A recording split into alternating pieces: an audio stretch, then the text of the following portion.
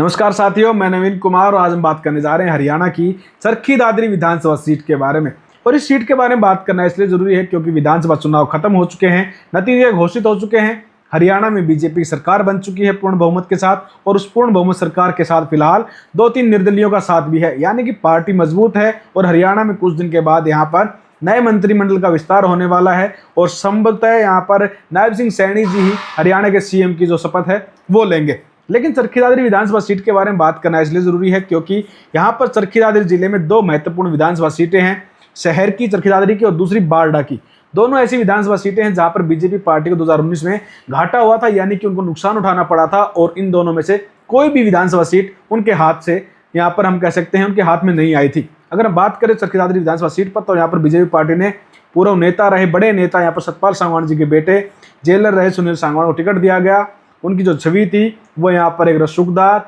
और एक प्रशासन को समझने वाले नेता के तौर पर देखी गई, और उसी के कारण उनको यहाँ पर जीत हासिल हुई। हालांकि सतपाल सांगवान जी का बहुत बड़ा वोट बैंक उनको मिल पाया, और बीजेपी का जो कोर वोटर था वो छिटका नहीं 2024 के लोकसभा चुनाव की तरह। साथ ही साथ जो गोत्र हैं यहाँ पर, उनका फैक्टर भी अच्छा खासा देखने को मिला। सांगवान गोत्र का मूलतः अधिकतर वोट सुनील सांगवान को गया। वहीं यहाँ पर कांग्रेस पार्टी की तरफ से प्रत्याशी बनाई गई डॉक्टर मनीषा सांगवान को भी वो वोट अब की बार समर्थित हुआ। लेकिन फोगाटो का जो वोट बैंक था उसमें बंटाधार हुआ, और जो मनीषा सांगवान जी के हार का मार्जिन रहा वो कुछ ऐसा रहा कि जो यहाँ पर निर्दलीयों ने वोट बैंक कमाया, उन्होंने यहाँ पर निर्दलीय या फिर दूसरी पार्टी जो समर्थित थे, उन्होंने जो वोट बैंक लिया, अगर वो मनीषा सांगवान को मिलता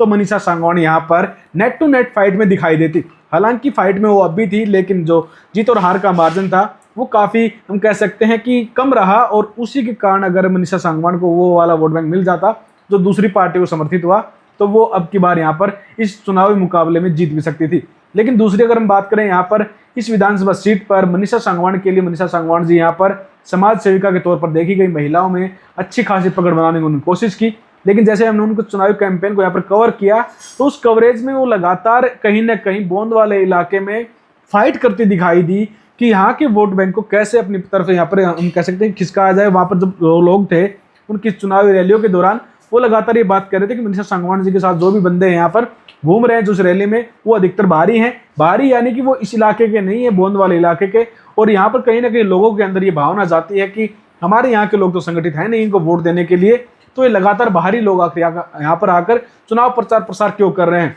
लेकिन वही चीज़ यहाँ पर फायदेमंद हुई सुनील सांगवान जी के लिए। वो उस इलाके में गए, वहाँ का वोटर कहा भी जाता है कि बीजेपी को समर्थित है पिछली कुछ योजनाओं से, तो उस चीज़ का लाभ मिला। साथ ही साथ यहाँ पर काम आया सबसे बड़ा, एक तरह से हम कह सकते हैं 2024 का जो लोकसभा चुनाव हुआ, उसमें लोगों की जो नाराजगी थी, वो अधिकतर लोग नाराजगी के बावजूद अब की बार बीजेपी को समर्थित हुए, क्योंकि कैंडिडेट को जिनको टिकट दिया बीजेपी पार्टी ने, वो यहाँ पर पॉपुलर हो गए अपनी जो हम कह सकते हैं एक तरह से प्रशासन की जो समझ है उसके कारण। साथ ही साथ कांग्रेस पार्टी कहीं ना कहीं चुनावी कैंपेन के कारण हल्की रही, क्योंकि पिछली बार 2019 के विधानसभा चुनाव में यहाँ पर क्योंकि निर्दलीय के तौर पर यहाँ पर सोमवीर सांगवान जी को जीत हासिल हुई थी, और बीजेपी कांग्रेस के साथ साथ जेजेपी पार्टी को भी यहाँ से हार का सामना करना पड़ा था। लेकिन इस बार बीजेपी पार्टी की तरफ से एक ही मात्र यहाँ पर हम कह सकते हैं कैंडिडेट थी, बबीता फोगाट, जिनको टिकट मिलने की संभावना थी। लेकिन अंत समय में रिजाइन देकर हरियाणा की इस राजनीति में यहाँ पर चुनावी मैदान में पहुंचे सुनील सांगवान को टिकट दिया बीजेपी पार्टी ने, और उन्होंने यहाँ पर जो दाव खेला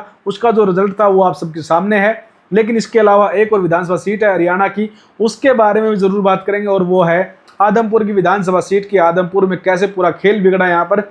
56 साल के बाद चौधरी भजनलाल जी के परिवार का राजनीतिक जो विरासत थी वो समेटे हुए थे, उस किले में कहीं ना कहीं अब की बार कांग्रेस पार्टी ने यहाँ पर सेंधमारी की। चंद्र प्रकाश जी जो पूर्व IAS रहे हैं, उन्होंने किस तरह से यहाँ पर टक्कर दी यहाँ पर बिश्नोई परिवार को, साथ ही साथ बीजेपी पार्टी को। तो उसके बारे में हम कारण जान लेते हैं कि जब हमने वहाँ पर लोगों से बात की, हम 3-4 बार वहाँ पर उस इलाके में गए, और हमने उसके ऊपर एक स्पेशल वीडियो भी बनाया था, जिसके ऊपर लोगों ने तरह तरह की राय डाली, अपनी जो हम कह सकते हैं बौद्धिक क्षमता के अनुसार उन्होंने अपनी बातें रखी कि बिश्नोई परिवार यहाँ से नहीं हारेगा। हालांकि हमने उस दौरान एक आकलन बता दिया था कि अब की बार ये सीट खतरे में है, और ऐसा ही कुछ नतीजों में देखने को मिला। तो लोगों की नाराजगी, भजनलाल परिवार जी का लगातार लोगों से मिलना जुलना नहीं, साथ ही साथ वहाँ पर जो विकास कार्य थे वो अधूरे थे, उसकी वजह से आम जनता नाराज थी।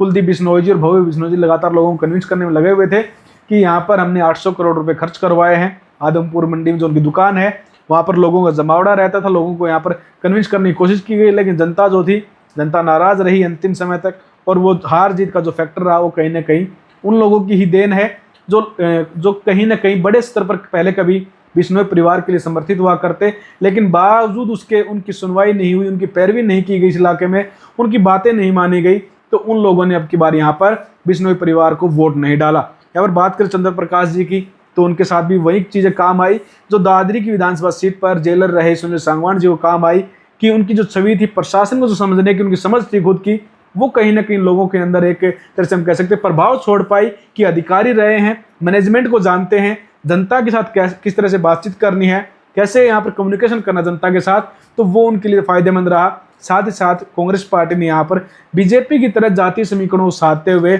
ओबीसी चेहरे को चुनाव मैदान में उतारा, और जो जाटों के जो वोट बैंक थे 55,000 के आसपास, उसमें बड़ी सेंधमारी यहाँ पर कांग्रेस पार्टी ने इस बार की, और उसका यहाँ पर हम कह सकते हैं जो रिजल्ट रहा वो यहाँ पर बिश्नोई परिवार का इस बार इस राजनीतिक सीट पर हार का सामना करके और कांग्रेस पार्टी को यहाँ पर खाता खोलने का मौका मिला, क्योंकि इस विधानसभा सीट पर बड़े बड़े राजनेता आए, बड़े बड़े नेता आए, कोई भी कभी भी चुनौती नहीं दे पाया चौधरी भजनलाल जी की राजनीतिक इस परिवार को, इस विरासत को। लेकिन इस बार कांग्रेस पार्टी ने यहाँ पर मजबूत जो किला था उसको यहाँ पर जो भेदने का काम है वो किया। लेकिन आप जनता जनार्दन है, आप बताइए चरखी दादरी की विधानसभा सीट पर बीजेपी पार्टी का जीत का क्या कुछ कारण रहा, और जो आदमपुर की विधानसभा सीट है यहाँ पर कांग्रेस पार्टी की जीत का सबसे बड़ा कारण क्या लगता है, और क्यों नाराज हुए यहाँ पर चौधरी भजनलाल जी के राजनीतिक विरासत से यहाँ के लोग, उसके बारे में जरूर कमेंट करें। धन्यवाद।